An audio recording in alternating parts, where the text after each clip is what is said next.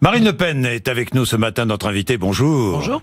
Alors, députée du Pas-de-Calais, présidente du Front National, Marine Le Pen, l'Assemblée nationale, hier, comment ça s'est passé, cette première journée, bien? Bon, ça s'est bien passé. Bon, je vous cache pas que l'élection de Monsieur de Rugy à la présidence de l'Assemblée n'est pas la forme de renouvellement, je pense, qu'attendaient les Français. Voilà un homme qui, par son parcours, est quand même le symbole du cynisme en politique, de l'opportunisme en politique. Donc, s'il s'agissait de donner une image de renouvellement, moins qu'on puisse dire, c'est que c'est assez raté.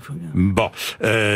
Est-ce que vous avez réussi à former un groupe parlementaire? Vous en êtes où avec ça? Non, nous n'avons pas réussi à former un groupe parlementaire, mais nous y arrivons. Vous y arriverez? Oui, je pense, dans le courant du mandat. De la même manière que nous avons réussi à le faire au Parlement européen. Sur le coup, on n'y arrive pas, tout le monde est pris en main par les différents mouvements, etc. Et puis au fur et à mesure, on s'aperçoit que des gens se sentent plus proches, peut-être de ce que vous défendez, de la manière dont vous le défendez, plutôt que être un mouton supplémentaire dans un ou deux groupes, quoi. Marine Le Pen, que pensez-vous de l'idée de Richard Ferrand, le président du groupe République En Marche, de remettre en jeu à mi-mandat la présidence de l'Assemblée nationale? Oui, mais tout ça, c'est on voit qu'ils sont quand même beaucoup... C'est de la communication? Ouais, c'est de la communication. C'est de la communication. C'est d'ailleurs ce qui marque le début, objectivement, du mandat d'Emmanuel Macron. C'est beaucoup de communication. On fait des selfies avec Schwarzenegger, etc. On pense que tout ça, ça donne une bonne image. Mais derrière, on voit bien qu'il y a déjà des gigantesques coups de frein par rapport aux engagements qui avaient été donnés. On l'a vu avec le Conseil européen, qui a été présenté de manière parfois incroyable par la presse d'État, comme étant... Presse d'État? Oui, la presse d'État, oui. France Info, c'est la presse d'État. Bon, par exemple, ou l'AFP, c'est la presse d'État, comme une grande réussite. En fait, c'est un échec absolument total. C'est-à-dire qu'il n'a rien obtenu. Ni sur les travailleurs détachés, ni sur le contrôle des investissements étrangers, ni sur tous ces engagements qui devaient bouleverser l'Europe. Rien du tout. En réalité, ce qui est ressorti, c'est que la France s'est soumise une fois de plus aux exigences de l'Allemagne, avec lesquelles d'ailleurs le Conseil européen a été préparé. Bon, voilà, la première déception pour ceux qui croyaient que Emmanuel Macron allait changer quoi que ce soit. Bien, nous allons revenir sur les premiers textes défendus par le gouvernement, la réforme de la loi travail, la loi de moralisation de la vie politique. Vous pourriez la voter, cette loi? Ça s'appelle plus comme ça. Oui, oui, je sais, mais enfin, moi je garde ce oui, mais c'est dommage parce qu'ils ont changé de terme. Ils appellent ça la loi de confiance, de confiance dans la vie publique. Rétablissement de la confiance dans la vie publique. Bon, alors moi je considère que le premier acte de rétablissement de la confiance dans la vie publique, c'est la proportionnelle. On le voit d'ailleurs, c'est d'ailleurs le seul moyen de faire baisser l'abstention considérable qui a été enregistrée aux élections législatives et qui fait quand même tous mal élus, quoi, finalement. Qui fait quand même que cette Assemblée nationale, il perd en termes de légitimité. Il faut quand même le dire. Il perd en termes de légitimité. Vous êtes tous mal élus. En tout cas, il y a une grande partie des Français qui ne sont pas allés voter. Et ils ne sont pas allés voter parce qu'une grande partie d'entre eux savent, à force que s'il met un bulletin dans l'urne, eh bien, ça n'est pas pour ça qu'il aura des représentants pour défendre ses idées. Et ça pose un problème démocratique fondamental. Voilà. Or, rien n'est proposé si, comme d'habitude... Dans cette loi, mais apparemment, le Premier ministre s'y est engagé. Il s'est engagé et il n'est pas le premier. Il n'est pas le premier, c'est le moins qu'on puisse dire, parce que cette promesse, elle a été faite, je crois, à chaque quinquennat, d'accorder une dose de proportionnelle. Alors, dans leur esprit, c'est 10%. Mais honnêtement, ce sont des miettes. 20%, a-t-il dit. Ce sont des miettes. Pourquoi ne pas mettre en œuvre la proportionnelle intégrale, quitte à mettre une prime à la liste arrivée en tête, pour permettre d'avoir une forme de stabilité à l'Assemblée nationale, pour que tous les Français soient représentés, pas une partie, pas mal représentés, tous soient représentés par rapport au poids politique. Vous allez mettre ce sujet sur le tapis, là? Évidemment que je vais mettre ce sujet sur le tapis. Et la question, d'ailleurs, peut aller plus loin. S'ils sont cohérents et logiques avec eux-mêmes, s'ils considèrent que tous les Français doivent être représentés, pourquoi ne pas abaisser le nombre, par exemple, de parlementaires nécessaires pour faire un groupe à 10 plutôt qu'à 15? Ça permettrait à tous les Français d'avoir des députés dans un groupe qui les représente et qui peuvent travailler de manière équitable entre eux. Or, on voit bien que tout cela n'est pas évidemment dans leur projection. Bien, les assistants parlementaires des députés européens, vous avez pris rendez-vous avec les juges ou... Oui. Oui, pour quand? Oui, parce que je m'y étais engagé. Oui. Vous savez, moi, quand je dis les choses, je les fais. Oui. Pendant les élections régionales, on m'a déclenché une affaire. C'est toujours pendant les élections, pendant les campagnes qu'on me déclenche des affaires. Bon, j'avais dit, j'irai après les élections régionales. Je suis allé après les élections régionales. J'avais d'ailleurs été mise hors de cause. Bon, j'ai dit pendant la présidentielle, j'irai après la séquence électorale. Donc, je vais aller après la séquence électorale. Là, très prochainement. Dans la semaine?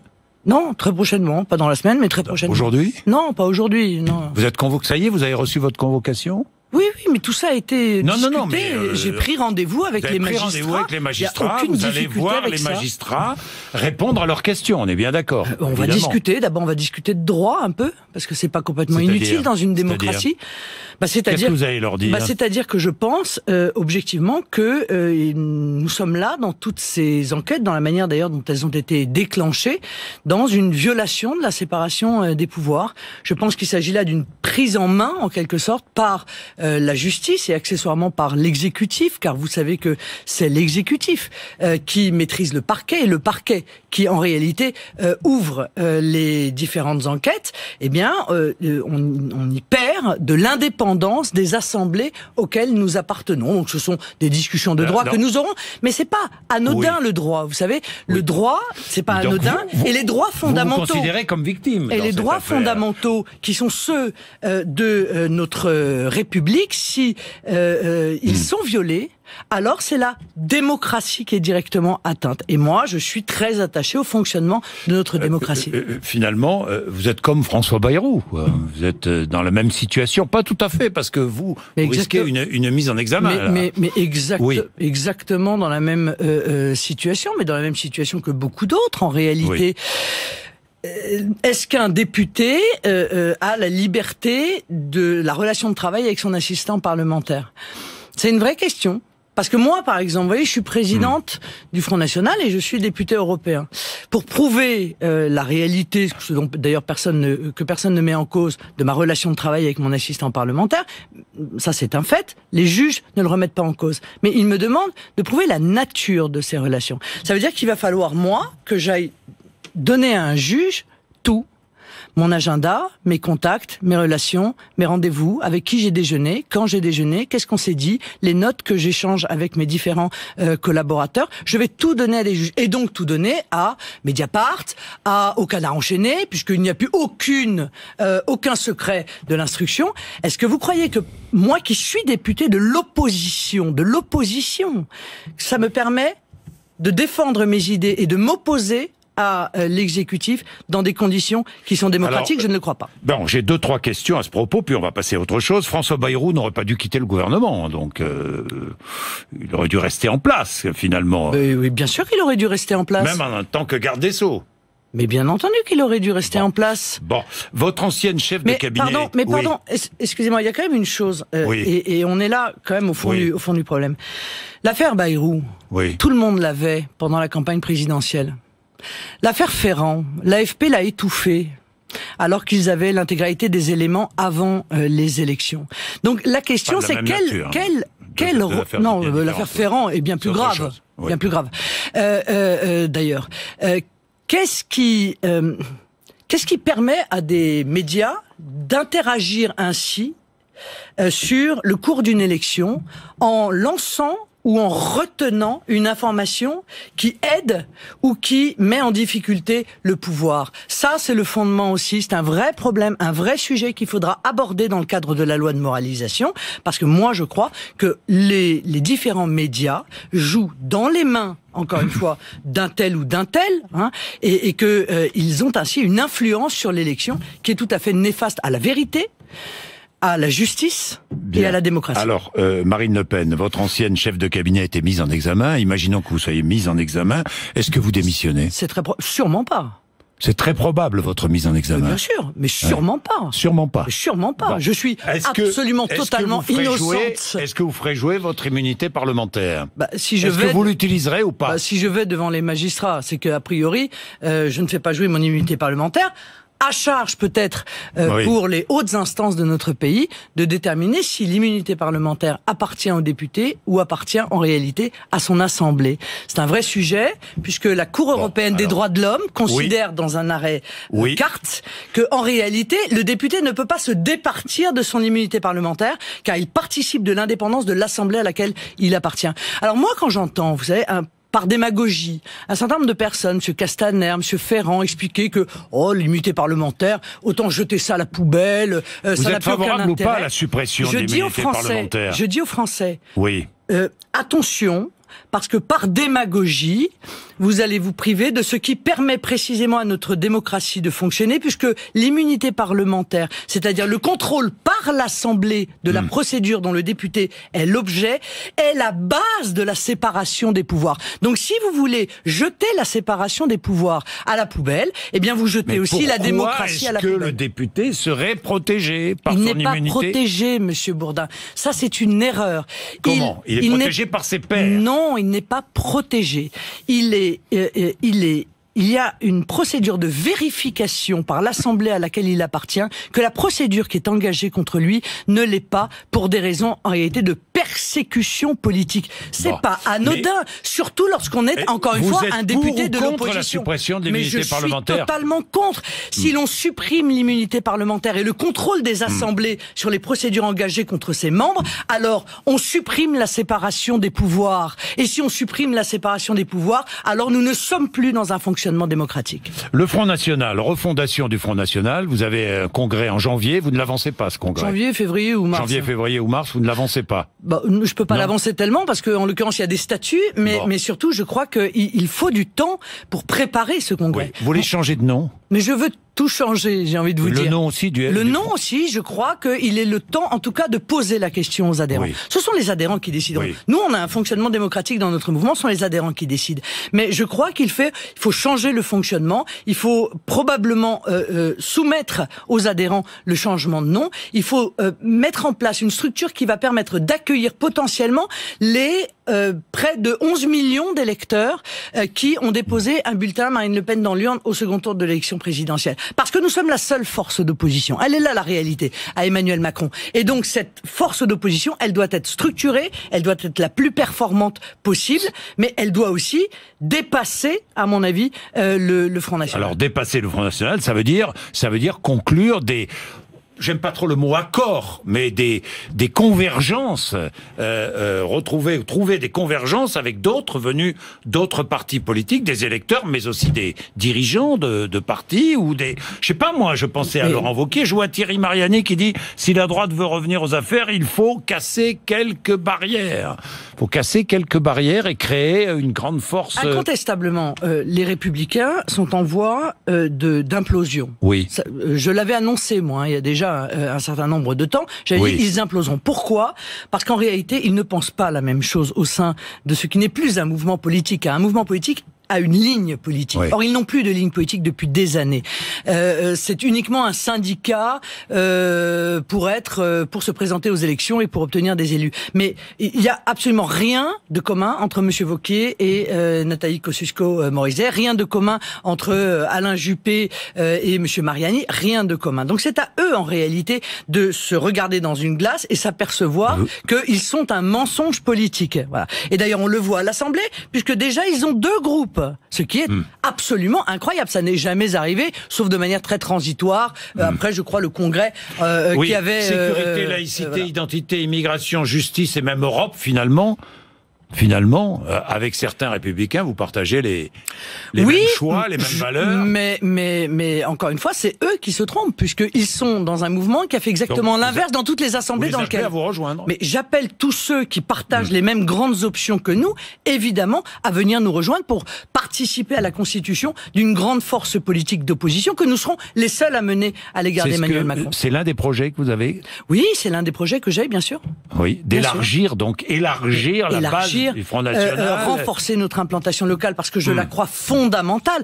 Je pense qu'on ne peut pas, encore une fois, avancer et faire gagner nos idées sans s'appuyer sur cette implantation locale, sur ces élus qui font un travail absolument remarquable au quotidien dans nos différents territoires. Les ennuis financiers du Front National, où est-ce que vous en êtes? Parce que vous devez de l'argent à une banque. Votre père vous demande les 6 millions d'euros qu'il vous a prêtés. Oui, mais enfin, écoutez, d'abord c'est pas mon père. Il veut son argent. D'abord c'est pas mon père qui a prêté, c'est de l'argent qui appartient aux adhérents du Front National, qu'il a, comme c'est d'ailleurs le sujet de du mouvement Cotelec prêté à la présidentielle, et qui seront évidemment remboursés sans aucune difficulté au délai d'expiration de ce prêt. Voilà. Oui, qui seront remboursés sans difficulté. Vous n'êtes pas en difficulté aujourd'hui financière? Mais on est toujours en difficulté. Bien sûr qu'on est en difficulté financière. Et c'est la raison pour laquelle... On parle de 4 à 5 millions d'euros. Et c'est la raison pour laquelle nous avons...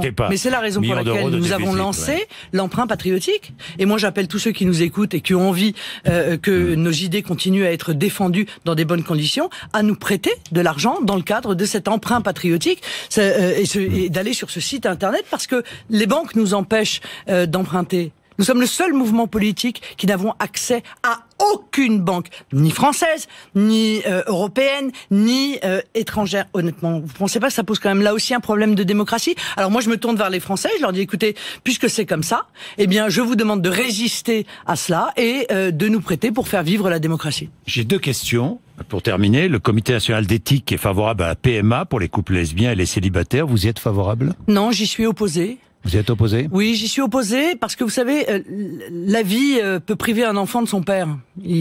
Un décès, un éloignement, un abandon d'ailleurs, y compris.